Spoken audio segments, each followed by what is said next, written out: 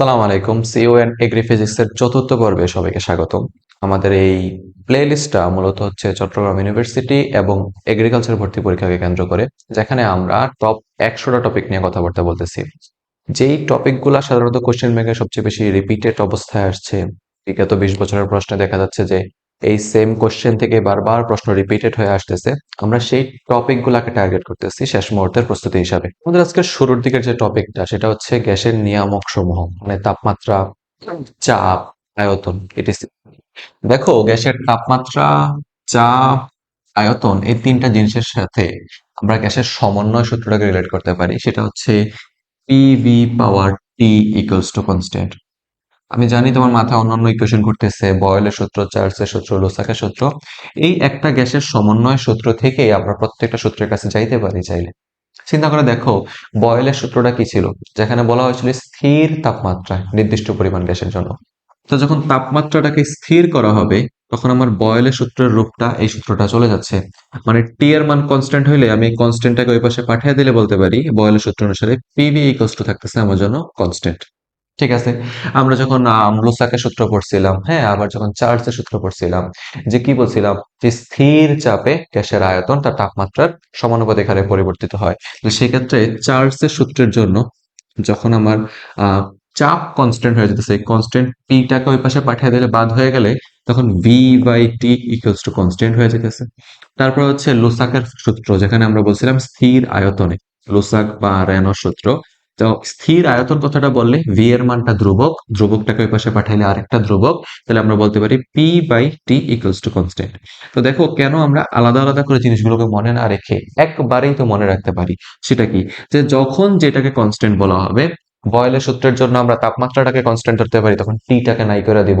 লোসাকের সূত্রের জন্য আমরা আয়তনটাকে কনস্ট্যান্ট বলে ভিটাকে নাই করে দিব। চার্লসের সূত্রের জন্য আমরা পি নাই করে দিব। অর্থাৎ যেই সূত্রের জন্য যেটা কনস্ট্যান্ট, প্রশ্নে যেটার মান ধ্রুব রাখা হবে, সেই মানটাকে আমরা এখানে উজ্জ্ব করে বাকিটা নিয়ে কাজ করতে পারি। অর্থাৎ এটা হচ্ছে আমাদের মূল ফর্মুলা, যে ফর্মুলাটার সাথে মনে রাখতে পারি আদি অবস্থা P1 V1 T1 equals to হচ্ছে P2 V2 T2। ঠিক আছে। তো যেহেতু তিনটা গ্যাসের সূত্র নিয়ে কথাবার্তা বলছি, বয়েলের সূত্র যেহেতু স্থির তাপমাত্রায় প্রযোজ্য, এজন্য বয়েলের সূত্রের জন্য যে আমরা গ্রাফগুলো দেখতে পাই, এগুলোকে আমরা সমষ্ণ রেখা বলতে চাই। অর্থাৎ পিভি ইকুয়াল টু কনস্ট্যান্ট যদি তুমি অঙ্কন করার চেষ্টা করো, অঙ্কনটা হবে এরকম। এই যে চাপ বনাম আয়তন লেখচিত্র, এই লেখচিত্রটাকে বলা হয় সাধারণত আয়তাকার অধিবৃত্ত। সামথিং দুইটা ধ্রুবক যদি কনস্ট্যান্ট হয়ে যায়, এটাকে আমরা বলি আয়তাকার অধিবৃত্ত। তো বয়েলের সূত্রের গ্রাফ সাধারণত আয়তাকার অধিবৃত্ত আকৃতির। এবং সেকেন্ড যে কথাটা বলতে নিছিলাম, যেটা স্থির তাপমাত্রায় এই গ্রাফটা পাইছি, এগুলোর আমরা বলতে পারি সমষ্ণ লেখো। ওকে। যদিও ওই সমষ্ণ, সমায়তন এগুলো আমাদের নেক্সট চ্যাপ্টারে পড়া, বাট অ্যাডমিশনে আসো সবগুলো কম্বাইন্ড করে পড়তে হয়, এই জন্য একবারে বলে দিলাম। ভি বাই টি কনস্ট্যান্ট, এটার গ্রাফটা কিরকম বুঝতে পারছো? Y equal to M X সরল রেখার মতো হয়ে যাবে। V equals to M into X করা যেতে পারে, আমরা ওগুলোতে যাচ্ছি না। তো এই ইকুয়েশনটাকে মধ্য ধরে আমাদের বেশ কিছু প্রবলেম আসতে দেখা যায়। এখান থেকে একটা ফেমাস প্রশ্ন হচ্ছে হ্রদের প্রশ্ন। তো মনোযোগ দাও।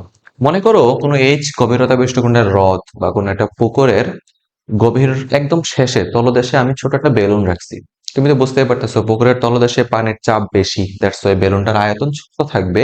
সেই ছোট আয়তনটা হচ্ছে V1, চাপটা হচ্ছে P1।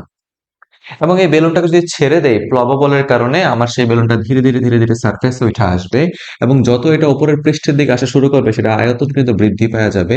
বৃদ্ধিকৃত আয়তনটা হচ্ছে V2, এবং তখনকার চাপ হইতেছে P2। সাধারণ ক্ষেত্রে, অর্থাৎ জেনারেল কেসে যদি কোশ্চেনগুলো অ্যানালাইসিস করে দেখি, হ্রদ বলে পুকুর বললে তাপমাত্রা সাধারণত এই অল্প হাইটের মধ্যে অলমোস্ট সেম থাকে। কিছু কিছু কোশ্চেন রাজশাহী বিশ্ববিদ্যালয়ে আসলে দেখা যায়, যেখানে আমাদের সমুদ্র নিয়ে কথাবার্তা বলা হয়, অর্থাৎ অনেক বিশাল গভীরতা নিয়ে কাজ করতেছি, গভীরতা বাড়াইয়া দিলে সেক্ষেত্রে তাপমাত্রাটা কোশ্চেনে চেঞ্জ করে দেয়। যদি কোশ্চেনে তাপমাত্রা পরিবর্তন করে দেয়, তখন কি করব সেটা আমাদের আলাদা হিসেব। আমরা আপাতত তাপমাত্রাটাকে ফিক্সড ধরে একটু শর্টকাট শেখার চেষ্টা করি। দেখো, এই যে আমার সিম্পল ভাবে বেলুনটা উপরে গেল বা একটা বায়ুর বুদবুদ উপরে গেল, আয়তন বৃদ্ধি পাওয়া গেছে।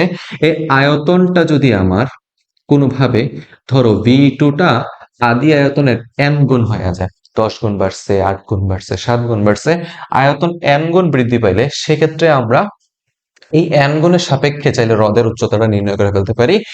h ইকুয়ালস টু চাইলে বলা যেতে পারে n minus one rho G P one, P না পি ওয়ান না পি টু হবে, যেহেতু এখানে সারফেসের চাপটাকে আমি পি টু ধরছি, কেউ কেউ আছে সারফেসের চাপটাকে পি ওয়ান ধরে থাকেন। এটা কথাটা বুঝো, এটা হচ্ছে আমার হ্রদের গভীরতা, বুঝতেছো? যদি আয়তন n গুণ হয়, আয়তন n গুণ হলে সেক্ষেত্রে আমার হ্রদের গভীরতার ইকুয়েশন হচ্ছে এটা।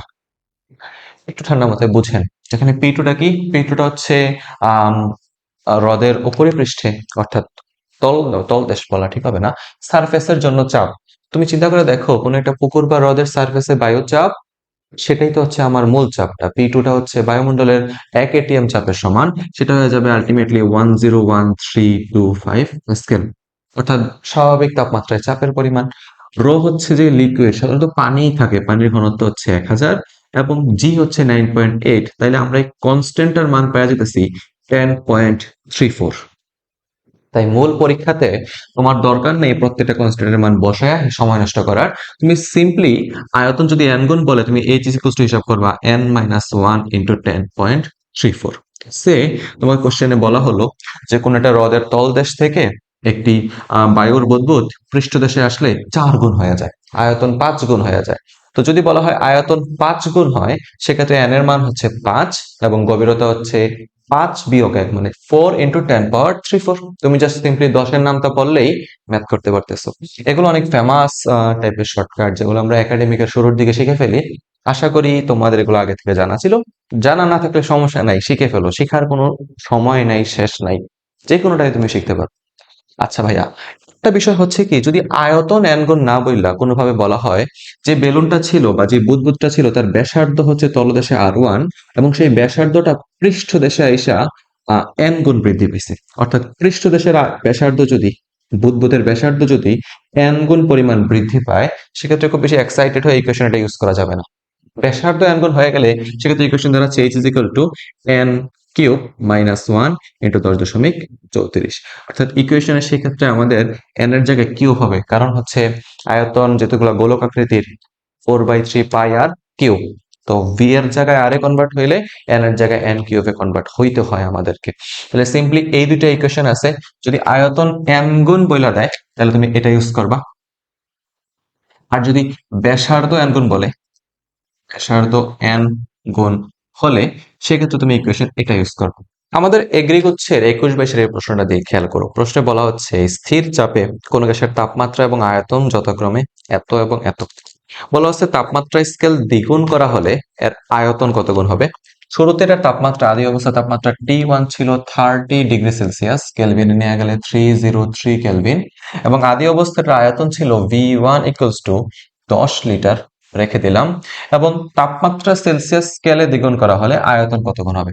অর্থাৎ তাপমাত্রা সেলসিয়াস স্কেলে দ্বিগুণ, ঠান্ডা মাথায়, অর্থাৎ 30 থেকে 60°C করা হয়েছে, সেই ক্ষেত্রে ধরো এটা কনভার্ট হয়ে চলে যাবে 60 যোগ 273 কেলভিন, আই গেস এটা 333 কেলভিনের মতো হবে। সেই ক্ষেত্রে আমার জানতে হচ্ছে আয়তনের মানটা কত, V2 এর মান কত। এটা হচ্ছে এগ্রিগুচ্ছ 21-22 কোশ্চেন। ওই যে প্রথম টাইপটা থেকে আসছে যে গ্যাসের সূত্র সংক্রান্ত। দেখো পুরা কোশ্চেনে কোথাও আমার চাপের পরিমাণ পরিবর্তন কিছু বলে নাই, তাই পিটাকে কনস্ট্যান্ট ধরা আমরা PV/T ইকুয়ালস টু কি শিখছিলাম, কনস্ট্যান্ট, রাইট? ভিডিও শুরুতে বলছিলাম যে গ্যাসের সমন্বিত সূত্রগুলো মনে রাখবা, পৃথক করে মনে রাখার দরকার নাই। তাহলে এখানে চাপের কোনো কথা বলে নাই, তাহলে বুঝে নিতেছি V1/T1 ইকুয়ালস টু V2/T2, কারণ P আমাদের এখানে পরিবর্তিত হয় নাই, অপরিবর্তিত আছে। তাহলে আদি অবস্থার আয়তন হচ্ছে আমার 10 লিটার, পরিবর্তিত অবস্থার আয়তনটা বের করতে হবে। তাপমাত্রা আছে 303 কেলভিন থেকে 333 কেলভিনে নিছি। তাহলে V2 এর মান আমরা যদি হিসাব করি, উপরে যদি 333 গুণ ভাগ 303 ইন্টু 10, এখন ক্যালকুলেটর ছাড়া করা যাবে কিনা, যাবে বস। 333 303 দিয়ে খুব বেশি বড় না, তাই গুণফলটা একের কাছাকাছি কিছু একটা আসবে, অর্থাৎ আসবে 1 পয়েন্ট সামথিং কিছু একটা। এই হিসাবটাকে ক্যালকুলেটর ছাড়া করা পসিবল কিনা খেয়াল করেন না মাথায়। এটা 10 লিটার হচ্ছে আমার আদি আয়তন, ঠিক আছে। V2 হচ্ছে পরিবর্তিত আয়তন, পরিবর্তিত আয়তন আদি আয়তনের ঠিক এত গুণ হবে। এখন আমার অপশন কয়টা আছে, অপশনে 4টা অপশন আছে। একটা হচ্ছে 2 গুণ, 1.1 গুণ 1.5 গুণ, কোনটা দেখাবো? চিন্তা করে দেখো 333 303 থেকে খুব বেশি দূরে না, ভাগফলটা আলটিমেটলি একের কাছাকাছি কিছু একটা আসবে। একের কাছাকাছি কত হইতে পারে? 1.1 হইতে পারে। তাহলে আমি বলতে পারি যে আমার আয়তনটা আসলেই আদি আয়তনের 1.1 গুণ হবে। ঠিক আছে, এরকম একটু অ্যাজাম্পশন দিতে হবে। এটা তুমি 1.5 গুণ বলতে পারো। ওপরে যদি 303 অপেক্ষা অর্ধেকেরও বেশি কিছু একটা থাকতো, তাহলে তুমি 1.5 গুণ বলতে পারতে। তুমি চিন্তা করে দেখো আলটিমেটলি 333 আর 303 এর মাঝখানে ডিফারেন্স হচ্ছে মাত্র 30 এর। এটা অলমোস্ট একের কাছাকাছি, ঠিক না?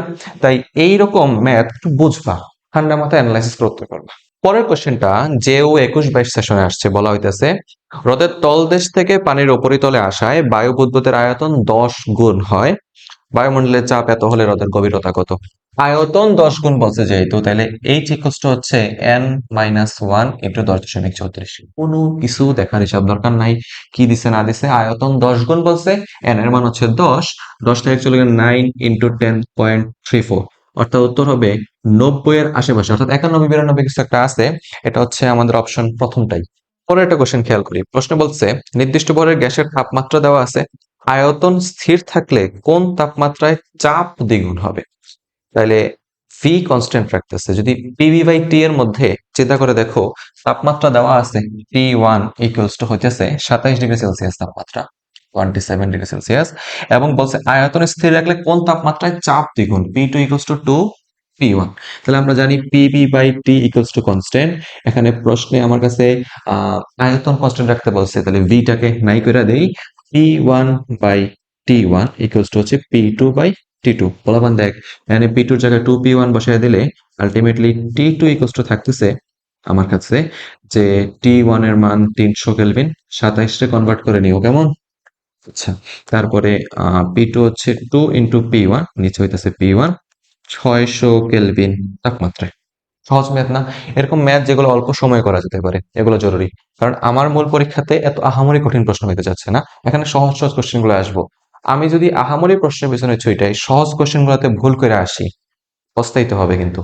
আরেকটা কুইক কোশ্চেন, ক্লাস্টার এগ্রি 24-25-এর গত বছরের প্রশ্ন, বলতেছে স্থির তাপমাত্রায় আয়তন বনাম চাপ লেখচিত্র কোন ধরনের? 4টা অপশন আছে, সরলরৈখিক, বৃত্তাকার, অধিবৃত্ত, সমপরাবৃত্ত। আমরা কি বলছিলাম? পিভি ইকুয়াল টু কনস্ট্যান্ট হচ্ছে আয়তাকার অধিবৃত্ত লেখচিত্র, অর্থাৎ শুধু যে উত্তরটা লেখচিত্রটা অধিবৃত্ত আকৃতির হবে সেটা না, এটা কোন ধরনের অধিবৃত্ত সেটাও আমরা জানি। এটা মনে রেখে দিবে যে বয়লের সূত্রের গ্রাফ হচ্ছে আয়তাকার অধিবৃত্ত আকৃতির। আমাদের পরবর্তী যে টপিকটা সেটা হচ্ছে গ্যাসের 3 প্রকার বেগ সংক্রান্ত, অর্থাৎ গড় বেগ, সম্ভাব্যতম বেগ, মূল গড় বর্গ বেগ, আরএমএস ভেলোসিটি আর কি। তো গ্যাসের অণুগুলো সবসময় গতিশীল অবস্থায় থাকে, যাদের বেগ নির্ণয়ের সময় বিভিন্ন সায়েন্টিস্ট বিভিন্ন কিছু প্রস্তাবনা করছেন। এই 3টা বেগের মধ্যে সবচেয়ে বেশি জরুরি হচ্ছে আরএমএস ভেলোসিটি, মোল, গড়, বর্গবেগ। এটা চিন্তা করে দেখো, গ্যাসের অণুগুলোর মাঝখানে যে 3টা ইকুয়েশন থাকে, ফার্স্টলি হচ্ছে সম্ভাব্যতম বেগ, প্রবাবল ভেলোসিটি, সেটা হচ্ছে সিপি, প্রবাবল ভেলোসিটি তো তাই সিপি দিয়ে বস করতেছি, সেটা হচ্ছে root over 2 R T by M. M হচ্ছে গ্যাসের মোলার ভর, টি হচ্ছে তাপমাত্রা, আর হচ্ছে মোলার গ্যাস কনস্ট্যান্ট। এটা নিয়ে আমরা কথা বলবো, আর নিয়ে অনেক কথাবার্তা আছে, ধ্রুবক কখন কি হয় বলবো। তারপরে হচ্ছে সম্ভাব্যতম বেগ, সম্ভাব্যতম বেগ হচ্ছে গড় বেগ, সি এভারেজ, সেটা হয়ে গেছে root over 8 R T by pi M. এই প্রত্যেকটা ইকুয়েশনের পিছনে সংজ্ঞা আছে, প্রত্যেকটা ইকুয়েশনের পিছনে প্রতিপাদন আছে, এগুলো আমাদের জন্য অপ্রয়োজনীয়, দরকার নাই, জাস্ট জেনে রাখি ইন কেস ইকুয়েশন যদি সরাসরি সূত্র চেয়ে বসলো কি করবো। দেখেন ভাইয়া, পরবর্তী যেটা সবচেয়ে মোস্ট ইম্পর্টেন্ট সেটা হচ্ছে আরএমএস ভেলোসিটি। আরএমএস ভেলোসিটি হচ্ছে root over 3 R T by M. ঠান্ডা মাথায় বুঝিও, প্রত্যেকটা ভেলোসিটি এখানে কিসে আছে? মিটার পার সেকেন্ড একক বা এসআই ইউনিটে আছে, তাই প্রত্যেকটা এম অর্থাৎ পারমাণবিক ভর বা আণবিক ভরের মানটা অবশ্যই কেজিতে বসাবা, গ্রামে বসাবা না, অ্যালার্ট। তাহলে এটারে চাইলে আরেকভাবে লেখা যায় রুট ওভার 3p/রো। রো হচ্ছে গ্যাসের গড় ঘনত্ব, পি হচ্ছে গ্যাসের চাপ। 3টা ইকুয়েশন থেকে তুমি কি বুঝতেছো যে গ্যাসের বেগ, গ্যাসের কণাসমূহের বেগ তাদের তাপমাত্রার বর্গমূলের সমানুপাতিক। 3টা ইকুয়েশন একই ইনফরমেশন আমাকে দিচ্ছে, তাহলে সিম্পলি আমরা বলতে পারি না গ্যাসের অণুগুলার বেগ, মূল গড় বর্গ বেগ বলি আর যে কোনো বেগ বলি, তার ইকুয়েশন হচ্ছে C1/C2 equals to root over T1/T2। ঠিক আছে, এটা একটা ফেমাস ইকুয়েশন, এটা মনে রাখার চেষ্টা করবা। এটা থেকে অনেক ম্যাথ আসে। প্রথম কোশ্চেনটা দিয়ে খেয়াল করো। প্রশ্নে বলা হচ্ছে স্থির চাপে কোন তাপমাত্রায় কোনো গ্যাসের অণুর মোল গড় বর্গবেগ মানে আরএমএস বেগ প্রমাণ চাপ এবং তাপমাত্রার আরএমএস বেগের অর্ধেক হবে। তাহলে আমরা ধরি স্থির চাপে কোন তাপমাত্রা, অর্থাৎ নির্দিষ্ট তাপমাত্রা ধরো T1 তাপমাত্রায় কোন একটা গ্যাসের আরএমএস বেগ সেটা হচ্ছে C1, প্রমাণ চাপ এবং তাপমাত্রায় অর্থাৎ T2 তাপমাত্রার জন্য আরএমএস ভেলোসিটি চিন্তা করো C2। তাহলে স্থির চাপে T1 তাপমাত্রার আরএমএস বেগটা T2 তাপমাত্রা আরএমএস বেগের কি হবে, অর্ধেক হবে। অর্থাৎ এখানে C1 অর্থাৎ T1 তাপমাত্রার আরএমএস বেগ প্রমাণ তাপমাত্রা আরএমএস বেগের অর্ধেক। C1 হচ্ছে C2 এর হাফ। মেক সেন্স করতেছে? বুঝতেছো? যে আবার বুঝাই, কোন তাপমাত্রায় ধরি T1 তাপমাত্রায়, T1 তাপমাত্রায় যে আরএমএস বেগ C1, প্রমাণ তাপমাত্রায় যে আরএমএস বেগ C2। তাহলে T1 তাপমাত্রায় আরএমএস বেগটা প্রমাণ তাপমাত্রা আরএমএস বেগের হাফ হইতে হবে, অর্থাৎ C1 টা C2 এর অর্ধেক হইতে হবে। সিম্পলি আমরা চিন্তা করতে পারি C1 by C2 equals to হচ্ছে এখানে হাফ, যেটা হচ্ছে equals to T1 by T2 সমান। হাফ থেকে আমরা জানি T1 বের করতে হবে। T2 কি ছিল, প্রমাণ তাপমাত্রা, যেটা হচ্ছে 273 kelvin, 273 kelvin 1/4। T1 equals to হচ্ছে 273 কে 4 দ্বারা ভাগ করতে হবে। গ্যাস করো। অপশনে চিন্তা করতে পারি 4 7 28, 280 হয়ে যায়। তাহলে 70 এর আশেপাশে কিছু একটা হবে। রেজাল্টে অ্যাকচুয়ালি 68.25 কেলভিন দেওয়া ছিল। পরবর্তী যে কোশ্চেনটা, এটা শুধুমাত্র জেও 24-25 আসে নাই, রাজশাহীতে 17-18-তে আসছে, অর্থাৎ এটা অনেক পুরাতন কোশ্চেন, ফেমাস। প্রশ্নে বলা হচ্ছে 5টা অণুর বেগ দেওয়া আছে, অণুগুলোর গড় বর্গবেগের বর্গমূল কত? সোজা বাংলা কথা আরএমএস ভেলোসিটি। আরএমএস ভেলোসিটি মানে হইতেছে, সিম্পলি চিন্তা করো আর এম এস, শেষের থেকে প্রথমে ভাঙবা, ফার্স্টে স্কোয়ার করতে হয়, মিন করতে হয়, রুট করতে হয়, অর্থাৎ বর্গ, বর্গমূল আর তারপরে গড়, দুঃখিত, স্কোয়ার তারপরে গড় তারপরে বর্গমূল। ওকে, তো সেটা হইতেছে 5টা অণু আছে, প্রত্যেকটা অণুর প্রথম অণুর বেগ হচ্ছে 2v, C1, C2 হইতেছে √6v, C3 হচ্ছে আমাদের 3v, C4 হচ্ছে আমাদের 4v এবং C5 হচ্ছে আমাদের 5v। 5টা অণুর প্রত্যেকটা পৃথক পৃথক বেগ দেওয়া আছে। তাহলে সিম্পলি কি করতে হবে ভাই, আরএমএস বের করার জন্য সবাই শেষের থেকে আসবো, প্রত্যেকটাকে স্কোয়ার করতে থাকেন, অর্থাৎ 2v square plus √6v square plus 3v square plus 4v square, আমার এই পাশে জায়গা নেই, আমি এই পাশে লিখতেছি 5v স্কোয়ার। এবার প্রত্যেকটা গড় করতে হইব, মোট প্রত্যেকটার মোটকে সংখ্যা দ্বারা ভাগ করি, 5টা আছে তাই 5 দ্বারা ভাগ করছি, এবার রুট করে দিলাম। তাহলে এটাই হইতেছে আমাদের কি CRMS। আই হোপ তুমি বুঝতেছো। চিন্তা করে দেখো, প্রত্যেকটা যদি বর্গ করতে থাকি, ভিতরে থাকতেছে 25 প্লাস 12v। একটু সময় নিয়ে করো, আমি যদি করতে চাই ভিডিওর লেন্থ অনেক বড় হয়ে যায়। এতটুকু কাজ তোমরা করতে পারো আশা করি। হালকা একটু পরিবর্তন করছি, জাস্ট প্রথম দুইটা করার মধ্যে v এবং 2v দিছি, বাকিগুলো যেমন ছিল তেমন রাখছি। তাহলে এই সেম কোশ্চেন হয়ে যেতেছে আরইউ 17-18 কোশ্চেন। তাহলে যারা জাহাঙ্গীরনগর পরীক্ষায় বসতে যাচ্ছেন তাদের জন্য একটা সিম্পল মেসেজ, একটু চিন্তা করে দেখেন কোশ্চেন কেমন রিপিটেড আসছে। অর্থাৎ ভার্সিটি কোশ্চেন ব্যাংক যদি সলভ করতে পারো ঠিক মতো অ্যানালাইসিস করে, কোশ্চেন খুব বেশি কঠিন না, কিন্তু জাস্ট সিম্পলি ওই কোশ্চেনটাকেই ফেরত দিয়ে ওনারা জাস্ট এখানে ভি এর জায়গায় হালকা পরিবর্তন করছেন, টু ভির জায়গায় হালকা পরিবর্তন করছেন।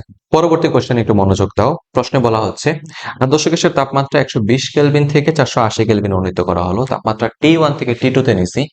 T1 তাপমাত্রা হচ্ছে 120 কেলভিন এবং T2 তাপমাত্রা হচ্ছে 480 কেলভিন। বলা হইতেছে যদি 120 কেলভিন তাপমাত্রায় গড় বর্গবেগ C1 = v হয়, তাহলে 480 তে সেটা কত হবে, C2 = what? দেখো আমরা সিম্পলি চিন্তা করতে পারি যে C2/C1 হচ্ছে √T2/T1। ইকুয়েশনটা খুব সহজই ছিল আমাদের জন্য। তাহলে C2 হচ্ছে √480/120 ইন্টু C1, যেটার মান v এর সমান 4 দ্বিগুণ হয়ে যাবে। চিন্তা করে দেখো, 182 4 দ্বারা 120 4 দ্বারা গুণ করলে 480 হচ্ছে, তারপরে √4 মানে 2, অর্থাৎ ওই তাপমাত্রায় আরএমএস বেগটা প্রায় পূর্বের তাপমাত্রার দ্বিগুণ হয়ে যাবে। আমরা আমাদের পরের টপিকটাতে মুভ করি, যেটা হচ্ছে গতিশক্তি সংক্রান্ত। এন মোল গ্যাসের গতিশক্তি কিভাবে নির্ণয় করবে, এটা নিয়ে অনেক বাকবিতণ্ড আছে। গ্যাসের গতিশক্তি নির্ণয়ের যে অ্যাকচুয়াল ইকুয়েশন ইকে ছিল F/2 nRT। এখানে এফ হচ্ছে গ্যাসের স্বাধীনতার মাত্রা। প্রশ্ন আসতে দেখা যায়, বলে দেই, স্বাধীনতার মাত্রা হচ্ছে একটা গ্যাসের মধ্যে কত ধরনের গতিশক্তি, অর্থাৎ গ্যাসের কণাগুলা কতগুলা স্বাধীনভাবে তাদের কম্পনটা সম্পাদন করতে পারে, অর্থাৎ কতটা স্বাধীনভাবে তাদের মধ্যে আহ সংঘর্ষ বিদ্যমান অবস্থায় থাকে, ছোটাছুটি বিদ্যমান অবস্থায় থাকে।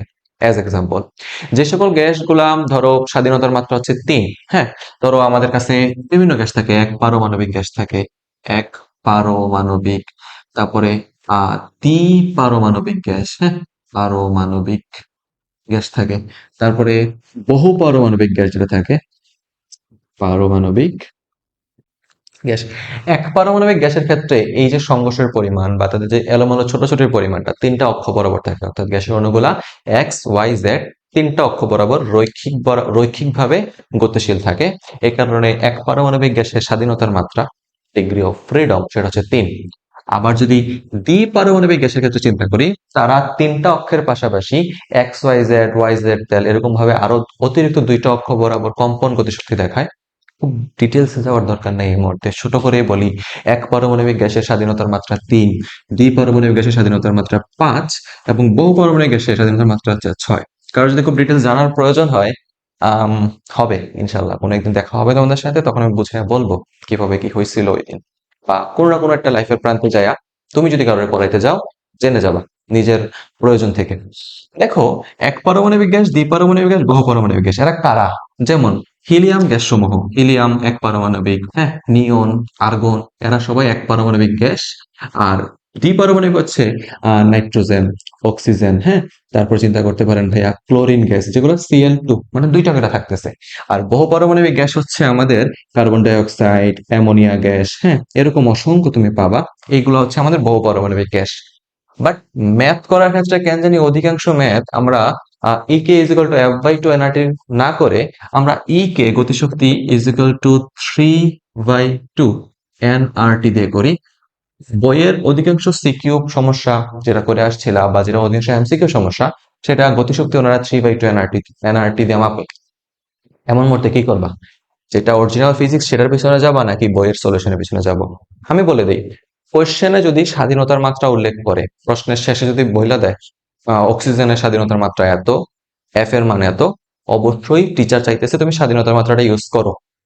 আর যদি কোশ্চেনে স্বাধীনতার মাত্রা কোনো কিছু না বলে, তাহলে ভাই এত বেশি জানার দরকার নাই, সেটা হচ্ছে 3/2 এনআরটি দিয়ে করে ফেলবা।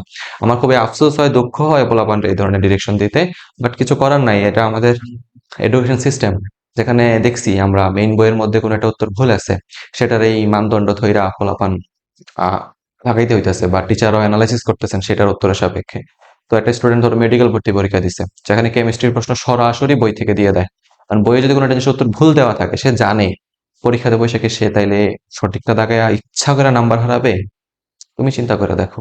তাই আমি, যারা আমার অ্যাডমিশন ক্যান্ডিডেট নও, তারা হয়তো বা এটাকে বাজে চোখে দেখতে পারো, বাট আমি তবুও বলতেছি, প্রশ্নে যদি স্বাধীনতার মাত্রা বলে দেয় অবশ্যই ইউজ করবে, না বললে দরকার নাই, 3/2 এনআরটিতে ম্যাথ করবা। যেমন আমাদের পরের কোশ্চেনটা বলতেছে, একটি দ্বিপারমাণবিক গ্যাসের জন্য স্বাধীনতার মাত্রা কত? সিইউ 16-17 আসছে। এই টাইপের প্রশ্ন চট্টগ্রামে অনেক বেশি আসে, চট্টগ্রাম থিওরিটিক্যাল প্রশ্ন করতে পছন্দ করে, একটু দেখে যাবা, সেটা জানো তো উত্তর 5 হবে। 16-17-তে সেম আরেকটা কোশ্চেন যদি খেয়াল করি, বলা হচ্ছে নির্দিষ্ট তাপমাত্রায় 1 মোল হিলিয়াম গ্যাসের গতিশক্তি কত? হিলিয়াম গ্যাসের গতিশক্তি ইকে ইকুয়ালস টু হচ্ছে 3/2 এনআরটি। চিন্তা করে দেখেন ভাইয়া, 27 ডিগ্রি তাপমাত্রায় বলছিল, 1 মোল বলছিল, তাই আমরা সিম্পলি তাপমাত্রা এখানে 27 ডিগ্রির জন্য 300 কেলভিন বসাবো। কেউ আবার সেলসিয়াস বসাইও না, সব এসআই ইউনিটে বসাবা। আর আর হচ্ছে 8.314। তাহলে আলটিমেটলি ইকের মান হিসাব করলে যেটা আসবে, চাপ দিয়ে থাকবো, ওই সময় তো ক্যালকুলেটর ছিল, এখনো আছে, তাহলে এটা যা আসবে সেটা হচ্ছে আমার উত্তর। এখন পর্যন্ত জানি, আলোচনা করছি গ্যাসের সমন্বয় সূত্র, হ্রদের গভীরতা, উচ্চতা, গ্যাসের গতিশক্তি, আরএমএস বেগ, এগুলো হচ্ছে সিইউ এন্ড এগ্রির জন্য এনাফ টপিক। স্টিল কেউ যদি একটু বেশি পড়তে চাও, তার জন্য আমার পরবর্তী টপিক হচ্ছে বিবিধ, অর্থাৎ এক্সট্রা। এক্সট্রা টপিকটাতে আমি রাখতেছি এগুলা, যেটা হচ্ছে ধরো আদর্শ গ্যাস সমীকরণের কথা চিন্তা করো। আমরা জানি আদর্শ গ্যাস সমীকরণে পিভি ইকুয়ালস টু ছিল এনআরটি। আদর্শ গ্যাস সমীকরণে আর হচ্ছে আমার মোলার গ্যাস ধ্রুবক, যে একটু আগে আমরা পড়ছি না, যে গ্যাসের সমন্বয় সূত্র PV by T equals to কি ছিল? কনস্ট্যান্ট, ঠিক না? তো এই কনস্ট্যান্ট, বিশেষ কনস্ট্যান্টটা 1 মোল গ্যাসের জন্য, এই কনস্ট্যান্টের স্পেশাল যে মানটা থাকে সেটাকে আমরা বলি আর। এটার আমরা বলি মোলার গ্যাস কনস্ট্যান্ট, 1 মোল গ্যাসের জন্য। আর n সংখ্যক মোল গ্যাসের জন্য এটা n দ্বারা মাল্টিপ্লাই হয়ে যাবে, তখন এটা nr, অর্থাৎ পিভি ইকুয়ালস টু হয়ে যায় এটা nRT। এই মোলার গ্যাস কনস্ট্যান্টের ইতিহাস অনেক বড়। বিভিন্ন ইউনিটের অর্থাৎ বিভিন্ন এককে এটার মান বিভিন্ন হয়ে থাকে। অর্থাৎ তুমি যদি এসআই এককে থাকো, অর্থাৎ চাপের একক তুমি সেখানে প্যাসকেল বিবেচনা করতেছো, আয়তন একক সেখানে তুমি মিটার কিউব বিবেচনা করতেছো, তাপমাত্রা একক কেলভিন বিবেচনা করতেছো, ওই সকল কেসে আর এর মান হচ্ছে 8.314। ভাইয়া ইউনিটটা কি হবে চিন্তা করে দেখো, জুল পার মোল পার কেলভিন, জুল পার মোল পার কেলভিন, সিম্পল। যদি তুমি লিটার এটিএম এককে চলে যাও, অর্থাৎ চাপের এককটা তুমি চিন্তা করতেছো এটিএম এ, আয়তন এককটা হচ্ছে লিটারে, তাহলে সেক্ষেত্রে আর এর মান হচ্ছে 0.0821 litre atm, litre per atm per kelvin.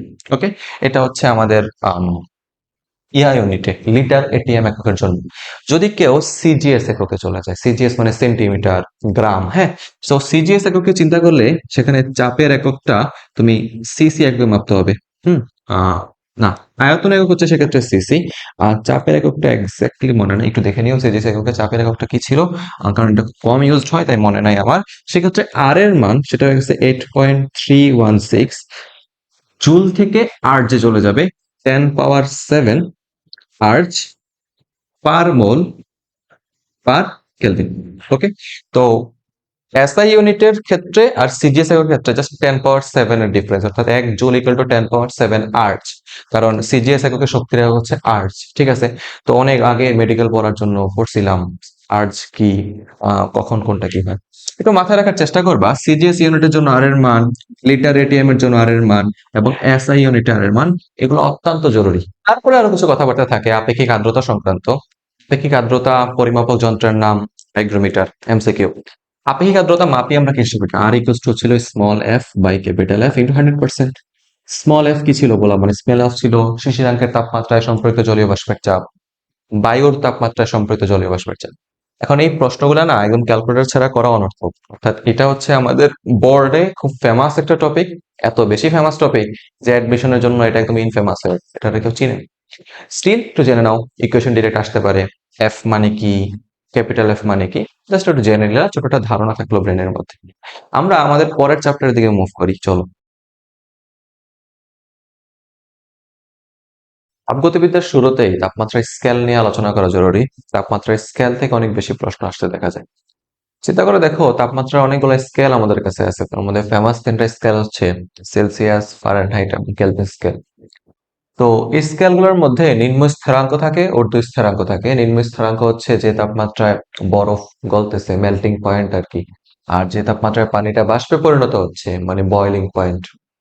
তো তিনটা ভিন্ন স্কেলের জন্য আমাদের তিনটা ভিন্ন ভিন্ন মেল্টিং পয়েন্ট আছে এবং তিনটা ভিন্ন বয়লিং পয়েন্ট আছে। এই গলনাঙ্ক এবং স্ফুটনাঙ্কের মাঝখানের যে ব্যবধান, এই ব্যবধানটাকে বলা হয় মৌলিক ব্যবধান। কেমন, মনে রেখো, একটা এমসিকিউ আসছে যে মৌলিক ব্যবধান বেসিক্যালি কত। তো মৌলিক ব্যবধান এক একটা স্কেলের জন্য এক এক রকম। কেলভিন স্কেলের মৌলিক ব্যবধান 100, ফারেনহাইটের স্কেলের মৌলিক ব্যবধান 180। হ্যাঁ, এগুলো ডিফারেন্ট ডিফারেন্ট। আমরা পাশাপাশি একটা মানে আননোন একটা স্কেল নিছি, যে স্কেলের ধরো মেল্টিং পয়েন্ট এটা প্রশ্নে দেওয়া থাকলো, কিছু একটা মেল্টিং পয়েন্ট আছে, বয়লিং পয়েন্ট হচ্ছে বিপি। তো ওই একটা স্কেলের র্যান্ডম তাপমাত্রা, অর্থাৎ কোন একটা নির্দিষ্ট মুহূর্তের টেম্পারেচার যদি হিসাব করতে চাই, সেটা ধরো সেই র্যান্ডম স্কেলে হয়ে গেল থিতা। কেলভিন স্কেলের জন্য সেই তাপমাত্রাটা ধরে নিচ্ছি কে, সেলসিয়াসের জন্য সেটা হচ্ছে সি, এবং ফারেনহাইটের জন্য সেটার মান হচ্ছে এফ। দেখো, তাপমাত্রা স্কেলের পরিমাপন ক্ষমতা ডিফারেন্ট ডিফারেন্ট হতে পারে, বাট ওই মুহূর্তে তাপমাত্রাটা বা তাপ প্রবাহের হারটা তো ফিক্সড থাকতেছে। ধরো আমার হাতে যে একটা কলম আছে, এই কলমটার ভর ধরো 100 মিলিগ্রাম, 0.1 গ্রাম, 0.001 কেজি। এখন বিভিন্ন পরিমাপের স্কেলে বিভিন্ন রকম মান আসলো, আলটিমেটলি এটা টোটাল ভর যেই বা যে ওজনের যে একটা ব্যাপার থাকতেছে, সেটা কি ফিক্সড না, কোয়ান্টিটি কি ফিক্সড না, সেম ভাবে তাপমাত্রাও তো কি প্রত্যেকটা জিনিস কি ফিক্সড, বাট এক একটা স্কেলে এক এক রকম চেহারা দেখায়, এক এক রকম মান আসে। আমরা যদি এই স্কেলগুলোর মধ্যে রিলেশন করার চেষ্টা করি, সম্পর্ক করার চেষ্টা করি, সেটা হচ্ছে ধরো থিতা মাইনাস মেল্টিং পয়েন্ট, অর্থাৎ থিতা থেকে মেল্টিং পয়েন্টের দূরত্ব, কে থেকে 273 এর দূরত্ব,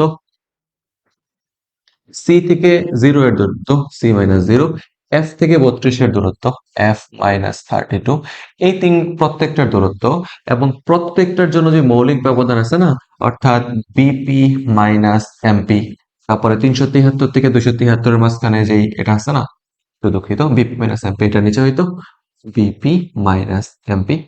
দেন চিন্তা করে দেখো কেলভিনের জন্য 273 থেকে 373 এর মাঝখানে যে ব্যবধানটা সেটা হচ্ছে প্রায় 100 ঘর। সেলসিয়াসের জন্য যে ব্যবধানটা সেটাও প্রায় 100 ঘর।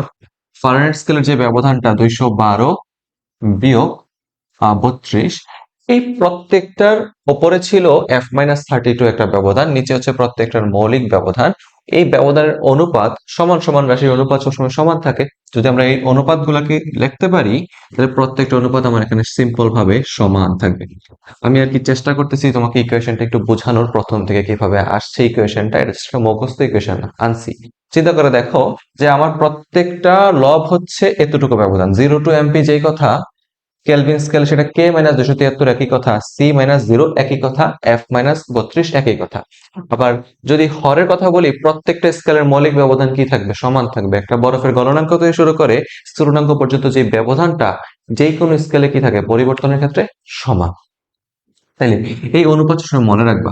এখানে আরেকটা ইন্টারেস্টিং ইকুয়েশন দাঁড়ায় যায়, সেটা হচ্ছে কোন একটা স্কেলের মেল্টিং পয়েন্টে যদি ধরো তাপমাত্রিক ধর্ম, উষ্ণতামিতিক ধর্ম হয় এক্স আইস, তারপরে ধরো বয়লিং পয়েন্টে যদি উষ্ণতামিতিক ধর্ম হয়ে যায় এক্স স্টিম, এক্স স্টিম, এবং থিটা ডিগ্রি তাপমাত্রা উষ্ণতা ধর্মতিক ধর্ম যদি হয় এক্স থিতা, তাহলে ইকুয়েশনটা চাইলে তুমি আরেকটু ইলাবোরেট করে লিখতে পারো, সেটা হচ্ছে X theta minus X ice, নিচে হইতেছে X steam minus X ice. তাহলে এই হচ্ছে আমার বিশাল বড় একটা ইকুয়েশন।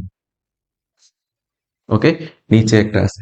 যখন যেই দুইটার মাঝখানে সম্পর্ক বের করতে বলবে, যদি কোনো একটা থার্মোমিটার দিয়ে দেয় ত্রুটিপূর্ণ অবস্থায়, যার মেল্টিং পয়েন্ট বয়লিং পয়েন্ট দেওয়া আছে, এটার সাথে সেলসিয়াস কেলভিন ফারেনহাইটের সম্পর্ক করতে বলছে, তুমি জাস্ট ঘটকারি করবা, পাত্র চিহ্নিত করো, পাত্রী চিহ্নিত করো, জোড়া লাগিয়ে দাও, কাম শেষ। মজা করতেছি। মনে করো কোন একটা স্কেল আছে যেটা উষ্ণতাভিত্তিক ধর্ম, বরফের জন্য স্টিমের জন্য দেওয়া আছে, সেলসিয়াস স্কেলের তাপমাত্রা বের করতে বলছে, রাইট? তো এগুলা তুমি জাস্ট, এখানে আমার 1 2 3 4 5টা আছে, পাঁচটার মধ্যে কোশ্চেনে যে কোনো দুইটা নিয়ে কাজ করা লাগে, একটা ডাটা দিয়ে দেয়, একটা ডাটা বের করতে হয়। ঠিক আছে। আচ্ছা, কিছু কুইক কথাবার্তা বলা লাগবে আমার। সেটা হচ্ছে যে কিছু কিছু তাপমাত্রা আছে যে তাপমাত্রায় সেলসিয়াস স্কেলের পার্ট মানে রিডিং ফারেনহাইট স্কেলের রিডিং এর সমান হয়ে থাকে। কোন তাপমাত্রায় সেলসিয়াস স্কেলের পার্ট ফারেনহাইট স্কেলের সমান হয়, সেটা হচ্ছে -40 ডিগ্রি সেলসিয়াস তাপমাত্রা এবং -40 ডিগ্রি সেলসিয়াস ফারেনহাইট, এই দুটা কি সমান? মনে রাখিও, অর্থাৎ -40 ডিগ্রি তাপমাত্রায় সেলসিয়াস এবং ফারেনহাইটের রিডিং সমান। আর 574.25 ডিগ্রি সেলসিয়াস তাপমাত্রায় ফারেনহাইট স্কেলের পার্ট এবং কেলভিন স্কেলের পার্ট সমান হচ্ছে, অর্থাৎ 574.25 ফারেনহাইট যে কথা, 574.25 কেলভিন একই কথা। এই দুটা মহা গুরুত্বপূর্ণ এমসিকিউ, কারণ এগুলো অনেক বেশি পরিমাণে আসে পরীক্ষাতে। তোমার জন্য এত সময় থাকবে না যে তুমি হিসেব করে করে বের করবা, এগুলো তোমার জন্য বোনাস এমসিকিউ, মনে রাখতে পারলে সময় বাঁচায়। আরো চিন্তা করে দেখো, আম, সেলসিয়াস স্কেলে মৌলিক ব্যবধানটা 100 ঘর হলে ফারেনহাইট স্কেলে মৌলিক ব্যবধানটা 180 ঘর, অর্থাৎ প্রতি 100 ডিগ্রি সেলসিয়াস তাপমাত্রায় 180 ডিগ্রি ফারেনহাইটের পরিবর্তন হচ্ছে, অর্থাৎ প্রতি 1 ডিগ্রি সেলসিয়াস তাপমাত্রার পরিবর্তনে 1.8 ডিগ্রি ফারেনহাইটের পরিবর্তন হইতেছে। সুন্দর না ভাইয়া? যদি প্রশ্নে আসে যে 5 ডিগ্রি সেলসিয়াস পরিবর্তনে ফারেনহাইটের পরিবর্তন কত, 5 ইন্টু 1.8, 9 ডিগ্রি ফারেনহাইট। ঠিকঠাক। আচ্ছা, আরেকটু কথাবার্তা বলি, সেটা হচ্ছে ইকুয়েশন লেখার সময় তোমরা চাইলে একটু সহজ করে লিখতে পারো, 212 - 32 জায়গায় লিখতে পারো 180, হ্যাঁ। তারপরে তোমরা চাইলে আরো সহজ করে লিখতে পারো, এরকম ভাবে রাখতে পারো। অনেকে লেখে F-32/9, C/5, K-273/5, 20 দ্বারা কাটাকাটি করে নাও, ওগুলাও চলে, করতে পারো। আমি জাস্ট ঘষা মাজা করতেছি না, এখানে থাকতেছি। তো আমরা এই যে এতটুকু থিওরি পড়ছি, এর আলোকে কিছু কুইক ম্যাথ দেখতে চাই। আমাদের প্রথম প্রশ্নে দিয়ে খেয়াল করো। প্রথম প্রশ্নে বলা হচ্ছে ফারেনহাইট স্কেলের কত তাপমাত্রা সেন্টিগ্রেড স্কেলের পাঠের 3 গুণ হবে। তার মানে বিষয়টা হইতেছে ফারেনহাইট স্কেলের মানটা, ফারেনহাইট স্কেলের কত মান সেন্টিগ্রেড স্কেলের মানের 3 গুণ। তাহলে সেন্টিগ্রেড স্কেলের মান যদি হয় x, ফারেনহাইট স্কেলের মানটা কি হইতে হবে, ফারেনহাইট স্কেলের মানটা হইতে হবে সেন্টিগ্রেডের 3 গুণ, সেটা হইতেছে 3x। তাহলে আমরা ইকুয়েশন জানি যে C/100 equals to F-32/180, কমে নিলে 5/9। যারা ডিরেক্ট লিখতে পারো C/5 equal to F/9, ভালো, ডিরেক্ট লেখা করতে পারলো সুবিধাই। x/5 ইকুয়ালস টু হচ্ছে আমাদের 3x মাইনাস 32/9। ইকুয়েশন হিসাব করলে 9x equals to 15x minus 160। তাহলে আমরা পাচ্ছি 6x ইকুয়াল টু 160। তাহলে x এর মান সেটা হইতেছে 160/6। প্রশ্নে এই অপশনটা পাবা না তুমি, না পাইলে প্যানিক করার কিছু নাই, ঠান্ডা মাথায় বুঝো। প্রশ্নে বলছিল ফারেনহাইট স্কেলের কোন তাপমাত্রা, অর্থাৎ রেজাল্টটা তোমাকে ফারেনহাইটে বের করতে হবে। যদি ফারেনহাইটে বের করতে চাও 3x এর মান লাগবে, সুতরাং 3x ইজ ইকুয়াল টু হচ্ছে 160/6 ইন্টু 3। আমি জানি না দেখতে পাচ্ছ কিনা, একটু উপরে লিখি। সেটা হচ্ছে 3x is equal two 160/6 into 3, সেটা হইতেছে 80°C। অর্থাৎ ফারেনহাইট স্কেলের 80°C সেলসিয়াস স্কেলের পাঠের 3 গুণ। ওকে, প্রশ্নটাতে একটু আটকে যেতে পারো যখন তুমি এক্স এর মান বের করবা। তুমি যেখানে এক্স এর যে মানটা আসবে সেটা তো তোমার সেলসিয়াস স্কেলে আসবে, ফারেনহাইটে আনতে বলছে, দ্যাটস আমি এখানে 3x এ আনছি, বুঝছো? ফারেনহাইট স্কেলের 80°, সেলসিয়াস স্কেলের 3 গুণ। পরের কোশ্চেনে বলতেছে একটা পানির তাপমাত্রা 100° থেকে 35°তে নামানো হলো, অর্থাৎ ঠিক 65°C পরিমাণ পরিবর্তন করা হচ্ছে। ফারেনহাইট স্কেলের পরিবর্তন কত? আমরা জানি তাপমাত্রা স্কেলের প্রতি 1°C পরিবর্তনে ফারেনহাইট স্কেলে 1.8 ফারেনহাইটের পরিবর্তন ঘটে। তাহলে 65°C তাপমাত্রার পরিবর্তনে ফারেনহাইটের পরিবর্তন হবে 1.8 ইন্টু 65। ওকে, তো এটা কাজ করতে পারো 9/5 ইন্টু 65 লিখতে পারো। 5 13 65, 9 গুণ 13 কত হবে? 10 13 130, 13 কমায় দিলে হচ্ছে সম্ভবত 117, অর্থাৎ 117°F। ত্রুটিপূর্ণ থার্মোমিটারের ম্যাথ অনেক জরুরি। প্রশ্নে বলতেছে দেখো একটা ত্রুটিপূর্ণ থার্মোমিটারের বরফ বিন্দুর মান দেওয়া আছে, অর্থাৎ মেল্টিং পয়েন্টের মান দেওয়া আছে, সেটা হচ্ছে 5°C। স্টিম বিন্দুর মান দেওয়া আছে, বয়লিং পয়েন্টের মান দেওয়া আছে 99°C। এই থার্মোমিটারে 52°C প্রদর্শন করে যখন, অর্থাৎ থিতার মান যখন 52°C প্রদর্শন করতেছে, তখন ফারেনহাইট স্কেলে এই এফ এর মানটা বের করতে বলছে। ফলাফল দেখো, যদি উষ্ণতাভিত্তিক ধর্ম নিয়ে কথাবার্তা বলতো তাহলে আমরা ওই মেল্টিং পয়েন্টে উষ্ণতাভিত্তিক ধর্ম বসাইতাম, বয়লিং পয়েন্টেরটা বসাইতাম, থিতা ডিগ্রি তাপমাত্রা বসাইতাম। উষ্ণতাভিত্তিক ধর্ম নিয়ে কথা বলে নাই, তাই উষ্ণতাভিত্তিক ধর্মে কিছু বসাই নাই। আমাকে এখানে সিম্পলি একটা র্যান্ডম স্কেল, ত্রুটিপূর্ণ স্কেলের সাথে একটা ফারেনহাইট স্কেলের তুলনা করতে বলছে। তাহলে আমরা সিম্পলি এই ম্যাথটা করেই ফেলতে পারি। আমরা জানি যে theta minus melting point MP equals to BP minus MP equals to F minus 32 by নিচে হচ্ছে 212 মাইনাস 32। সিম্পল না? তাহলে ভাইয়া দেখেন সবগুলো মান দেওয়া আছে। বয়লিং পয়েন্টের মান বলছে 99°C, মেল্টিং পয়েন্ট 5°, 52 - 5, সবগুলো দেখে থেকে বসাইলে এফ এর মান যদি ফ্রি করে দাও, রেজাল্টটা হবে 5-এর 2 নাম্বারটা, ঠিক 122°C ফারেনহাইট আসবে। সিইউ ওয়ার্ল্ড ফিজিক্স আসা একটা কোশ্চেন বলা হইতেছে সেলসিয়াস স্কেলের 5° পরিবর্তন হলে ফারেনহাইট স্কেলে কতটুকু পরিবর্তন হবে। অর্থাৎ সেলসিয়াসের 5° পরিবর্তন মানে 5 ইন্টু 1.8° ফারেনহাইট পরিবর্তন, অর্থাৎ 9° ফারেনহাইটের পরিবর্তন। সিম্পল। সিইউ ফিজিক্স মোটামুটি ইজি, এত কঠিন না। এগ্রি ফিজিক্সের কিছু কিছু কোশ্চেন টাফ হয়ে যায়, যেমন ওই ফারেনহাইট এবং সেলসিয়াসের 3 গুণের যেটা ম্যাথ করাইছি, এটা একটু ঝামেলাদায়ক ম্যাথ। ম্যাথটা একটু ঠান্ডা মাথায় বুঝতে হয়, কারণ অনেক স্টুডেন্ট করে কি এক্স এর মানটা বের করে কনফিউজড হয়ে যায়। ইনফ্যাক্ট আমি নিজেও ফার্স্ট 1 মিনিট কনফিউজড হয়ে গেছিলাম যে এক্স এর ভ্যালু তো নাই, বাট পরে বুঝতে পারতেছিলাম যে বলা হচ্ছিল যে ফারেনহাইটের ভ্যালুটা বের করো। তো ফারেনহাইটের ভ্যালুটা 3x বের করলে 80°C আসে। তো দেখো আমি এখন রিল্যাক্স মোডে আছি, চাপ নাই, নিরিবিলি বসে ম্যাথ করতেছি। তুমি পরীক্ষা হলে এরকম নিরিবিলি পরিবেশ পাবা না। তুমি পাইবা একদম হাইপার টেনসিভ একটা সিচুয়েশন। সেখানে তোমার দ্বারা ওই কোশ্চেন গুলো সবচেয়ে ভালো মানে আনসার্ড হবে যেগুলো তুমি অনেকবার করছো, অনেক পরিচিত কোশ্চেন তোমার। কারণ অপরিচিত কোশ্চেন এরকম হাইপার টেন্স সিচুয়েশনে খুব কমই হবে। ঠিকঠাক? তাই প্রশ্ন হচ্ছে মানে আমার পরামর্শ হচ্ছে একদম পরিচিত হও প্রশ্নের সাথে, যেগুলো অনেক বেশি পরিমাণে আসে এগুলোর সাথে পরিচিত হইতে তো কোনো ঝামেলা নাই আমার। আমাদের পরবর্তী যে এই টপিকটা সেটা হচ্ছে তাপগতীয় প্রক্রিয়া, থার্মাল প্রসেস। তো এই থার্মাল প্রসেসটা 4 ধরনের হয়ে থাকে: সমচাপ প্রক্রিয়া, সম আয়তন প্রক্রিয়া। তো তাপগতীয় প্রক্রিয়া বোঝার আগে সিস্টেম জিনিসটা বোঝা উচিত। আর সিস্টেম কি? সিস্টেম হচ্ছে পরিবেশের অত্যন্ত ক্ষুদ্র একটা অংশ, ছোট একটা অংশ। মনে করো এখানে আমি একটা রুমে দাঁড়িয়ে আছি, তোমার হাতে একটা ফোন আছে, তুমি একটা টেবিলের মধ্যে বসে আছো কিংবা শুয়ে আছো। তো এটা হচ্ছে একটা সিস্টেম। ছোট টেবিল বা বিছানাটা একটা সিস্টেমের হয়ে যেতে পারে। তো সিস্টেম সাধারণত পরিবেশের সাথে ভর এবং শক্তি বিনিময় করে। ভর শক্তি বিনিময়ের উপর ভিত্তি করে সিস্টেম 3 ধরনের। আম উন্মুক্ত সিস্টেম, বদ্ধ সিস্টেম, বিচ্ছিন্ন সিস্টেম। ঠিক আছে? উন্মুক্ত বা ওপেন সিস্টেম যেটা, সেটা পরিবেশের সাথে ভর শক্তি দুইটারই বিনিময় করে। বদ্ধ সিস্টেম শুধুমাত্র শক্তির বিনিময় করে, বিচ্ছিন্ন সিস্টেম কোনোটার বিনিময় করে না। যাই হোক, কোন একটা সিস্টেমের যদি চাপের পরিমাণটা ফিক্সড থাকে, চাপের পরিমাণটা কনস্ট্যান্ট থাকে, এমন সিস্টেমের প্রক্রিয়াটাকে আমরা বলতেছি সমচাপ প্রক্রিয়া। অর্থাৎ চাপটা আমার এক্ষেত্রে কনস্ট্যান্ট থাকতেছে। আমরা জানি গ্যাসের সূত্র হচ্ছে PV by T equals to constant. পোলাপান ঠান্ডা মাথায় বুঝিস।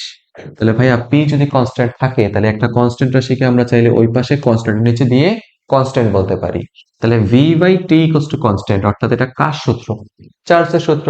তাহলে সোজা বাংলা কথা, সমচাপ প্রক্রিয়া কার সূত্র মাইনা চলে? সে চার্লসের সূত্র মেনে চলে। ছোট একটা ইনফরমেশন মাথায় গেঁথে নাও। সমচাপ প্রক্রিয়ার জন্য আমার তাপগতিবিদ্যার প্রথম সূত্র যেটা ছিল DQ equals to DU plus DW. মনে রাখি, ডিকিউ হচ্ছে কোন একটা সিস্টেমে প্রদানকৃত তাপ, মোট তাপের পরিমাণ। ডিইউ হচ্ছে তার অভ্যন্তরীণ শক্তির পরিমাণ। ডিডব্লিউ হচ্ছে প্রদত্ত তাপ হতে কৃত কাজের পরিমাণ। কোন একটা সিস্টেমে যদি ডিকিউ পরিমাণ তাপ শক্তি দাও, সে করে কি, সে তাপ শক্তির একটা অংশ অভ্যন্তরীণ শক্তির পরিবর্তনে ব্যয় করে, অবশিষ্ট অংশটা কৃত কাজে খরচ করে। তাইলে DQ is equal two DU plus DW. DW হচ্ছে কৃত কাজ। কৃত কাজ সমষ্ণ প্রক্রিয়ায়, সমচাপ প্রক্রিয়ায় কৃত কাজের মান DW is equal two PDV. তাহলে ভাইয়া কৃত কাজ ডিডব্লিউ ইকুয়াল টু পিডিভি, অর্থাৎ কৃত কাজ আয়তনের পরিবর্তনের সমানুপাতিক। আয়তন বৃদ্ধি পাইলে সিস্টেমের কৃত কাজ ধনাত্মক, সেক্ষেত্রে বলি সিস্টেম কাজ করতেছে। আয়তন হ্রাস পেলে সিস্টেমের কৃত কাজ ঋণাত্মক, সেক্ষেত্রে বলি পরিবেশ কাজ করতেছে। ঠিক আছে না? একটু মাথায় রাখবা, ছোট ছোট এমসিকিউ হয়। সিও ফিজিক্স মানে থিওরিটিক্যাল ফিজিক্স, এই জিনিসগুলো ইম্পর্টেন্ট। তাহলে এই ছিল সমচাপ প্রক্রিয়ার জন্য ইকুয়েশনের মান। একটা ইকুয়েশন ধরো, এটা হচ্ছে ক, এটা হচ্ছে খ, দুইটা ইকুয়েশন লাগে আমাদের। পরবর্তী যে প্রক্রিয়া সেটা হচ্ছে সম আয়তন প্রক্রিয়া। সম আয়তন প্রক্রিয়া হচ্ছে যে তাপগতীয় প্রক্রিয়ায় সিস্টেমের আয়তনটা স্থির থাকতেছে, ভি কনস্ট্যান্ট থাকে, তাকে সম আয়তন প্রক্রিয়া বলে।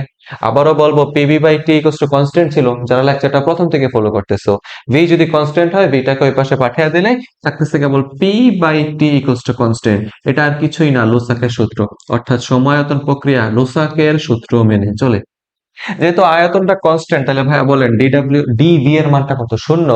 ডিভি মানে আয়তনের পরিবর্তন, দেখেন তো আয়তনটা কনস্ট্যান্ট থাকতেছে, অর্থাৎ আয়তনের পরিবর্তন নাই, তাহলে কাজও নাই। তাহলে ডিডব্লিউ ইকুয়ালস টু হইতেছে শূন্য। সমায়তন প্রক্রিয়ায় সিস্টেম কর্তৃক কোনো প্রকার কাজ সংগঠিত হয় না। এমসিকিউ, চিল্লায়া চিল্লায়া পর লাগবে এগুলা।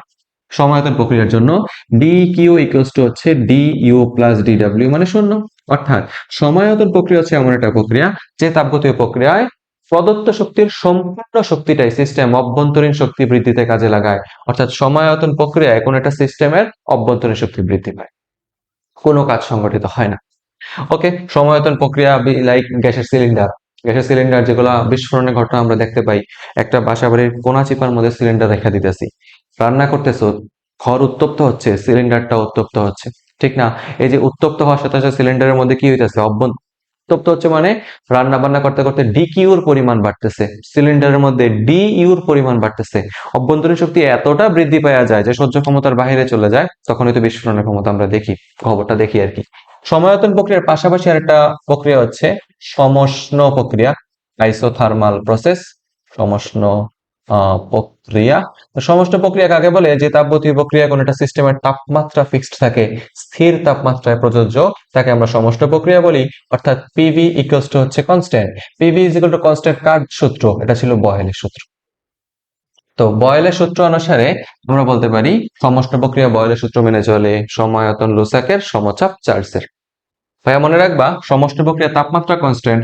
ডি ইউ কোন একটা সিস্টেমের অভ্যন্তরীণ শক্তি তার তাপমাত্রা সমানুপাতিক। অভ্যন্তরীণ শক্তির পরিমাণ যত বাড়াবা, তাপমাত্রার পরিমাণ তত বৃদ্ধি পাইতে থাকবে। যেহেতু কোনো প্রকার তাপমাত্রার পরিবর্তন নাই, তাই অভ্যন্তরীণ শক্তির পরিবর্তন নাই। অর্থাৎ সমষ্ণ প্রক্রিয়ায় প্রদত্ত তাপ শক্তির সম্পূর্ণ অংশ কৃত কাজে ব্যয় হয়। ওকে, যে পরিমাণ তাপ শক্তি দেওয়া হয় পুরোটাই সিস্টেম গ্রহণ করে কাজে রূপান্তর করে, কোনো প্রকার অভ্যন্তরীণ শক্তির বৃদ্ধি নেই।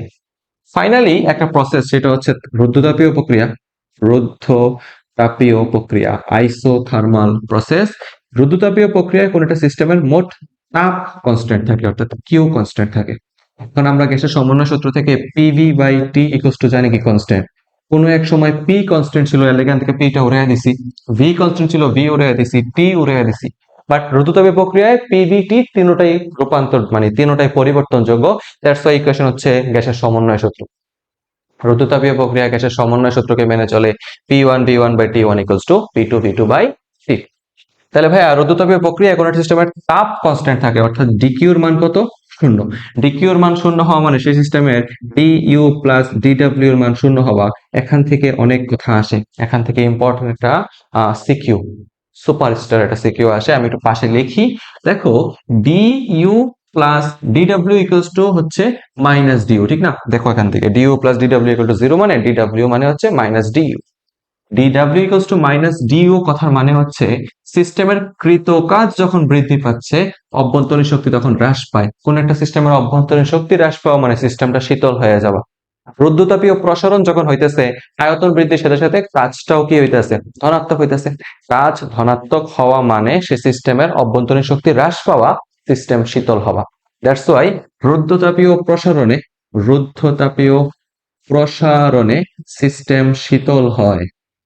আর সংকোচনে কি হবে? উল্টা, সংকোচন হইতেছে কৃত কাজ ঋণাত্মক, কাজ হ্রাস পাইলে অভ্যন্তরীণ শক্তি বৃদ্ধি পায়, ব্যস্তানুপাতিক। দ্যাটস ওয়াই রুদ্ধতাপীয় সংকোচনে সিস্টেম উষ্ণ হয়, অর্থাৎ সংকোচনে কোন একটা সিস্টেম উষ্ণতর হয়ে থাকে। এমসিকিউ কেমন? এগুলো এমসিকিউ তে ভুল করবে না। আচ্ছা, চিন্তা করতে পারো তোমরা 4 বন্ধু আছো, 4জন, এক ক্লাসের 4টা বন্ধু। 4 বন্ধুর মধ্যে এক বন্ধু হচ্ছে মোটামুটি আদর্শ, খুব ভালো না খুব মন্দও না।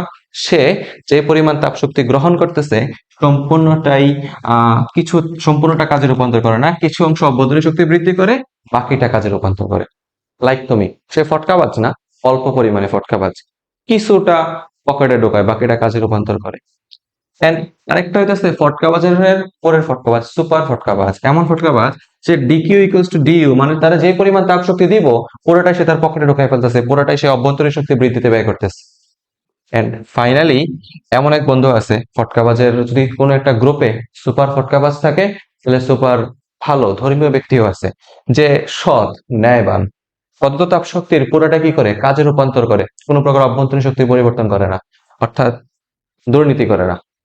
আর এই বেচারা হইতেছে এই দুজনের থেকে অনুপ্রাণিত হয়ে স্বেচ্ছাসেবক দল, অর্থাৎ এরে কেউ কোনো প্রকার ফান্ডিং করে না, কোনো তাপ শক্তি প্রদান করতেছে না, স্টিল ওর নিজের থেকে নিজের গাইডের টাকা খরচ কইরা, সেলফ ফান্ডিং কইরা, অভ্যন্তরীণ শক্তি হ্রাস করে কাজ সংগঠন করে।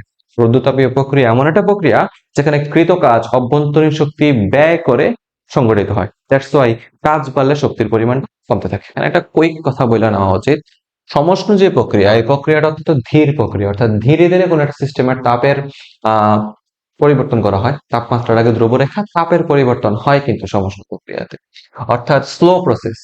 রুদ্ধতাপীয় প্রক্রিয়া হচ্ছে কোন একটা সিস্টেম অত্যন্ত ফাস্ট প্রসেস, অত্যন্ত তাড়াতাড়ি সিস্টেমের তাপমাত্রার পরিবর্তন হচ্ছে, দ্রুত ঘটতেছে। সমষ্ণ প্রক্রিয়ার একটা উদাহরণ হচ্ছে, তুমি যদি হাতের তালুর সাথে হাতের তালুটা ঘর্ষণ করো, এখানে ধীরে ধীরে তাপ উৎপন্ন হচ্ছে, সমষ্ণ প্রক্রিয়া। সিইও ফিজিক্সে আসছে কোশ্চেন। তুমি যদি গাড়ি চালাও, গাড়ির টায়ারের মধ্যে রাস্তা এবং টায়ারের ঘর্ষণের কারণেও এখানে তাপমাত্রার পরিবর্তন ঘটতেছে। এইটা যেই প্রক্রিয়া সেটা হচ্ছে রুদ্ধতাপীয় প্রক্রিয়া, সমষ্ণ বলা যাবে না কারণ এখানে তাপমাত্রা ফিক্সড থাকতেছে না। শুরুতে টায়ার ঠান্ডা ছিল, পরবর্তীতে টায়ারটা কি উষ্ণ হয়ে গেছে বা উত্তপ্ত হয়ে গেছে। তাহলে এখানে টোটাল আয়তনটা, টায়ারের মধ্যে থাকা টোটাল যেই হাওয়া দিছো সেটা কি থাকতেছে? ফিক্সড থাকতেছে না, ভলিউমটা কনস্ট্যান্ট থাকতেছে। দ্যাটস ওয়াই টায়ারের মধ্যে যে প্রক্রিয়া ঘটে সেটা হচ্ছে ধ্রুব আয়তন বা সমায়তন প্রক্রিয়া। এগ্রি ফিজিক্সে আসা কোশ্চেন।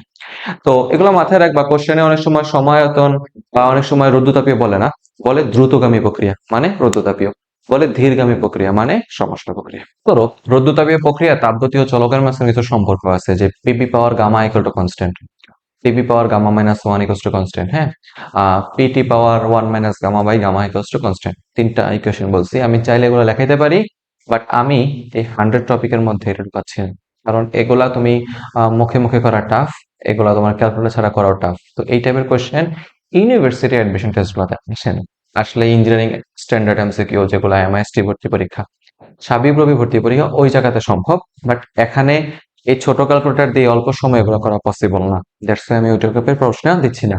তোমরা যখন বাসায় স্টাডি করবা তোমরা এই টাইপের কোশ্চেন পাবাও না, সমস্যা নাই। আমার সামনে যে কোশ্চেনটা আছে সেটা হচ্ছে, প্রশ্ন পড়ি, সমষ্ণ প্রক্রিয়ায় 1 গ্রাম মোল কোনো গ্যাস এত তাপমাত্রার আয়তন দ্বিগুণ হওয়া পর্যন্ত প্রসারিত করা হয়, এক্ষেত্রে মোট কৃত কাজ কত? সমষ্ণ প্রক্রিয়ায় কৃত কাজের রাশিমালা ডাব্লিউ ইকুয়ালস টু হচ্ছে, লিখে নাও, এন আর টি লন শেষ আয়তন বাই আদি আয়তন ভি2 বাই ভি1।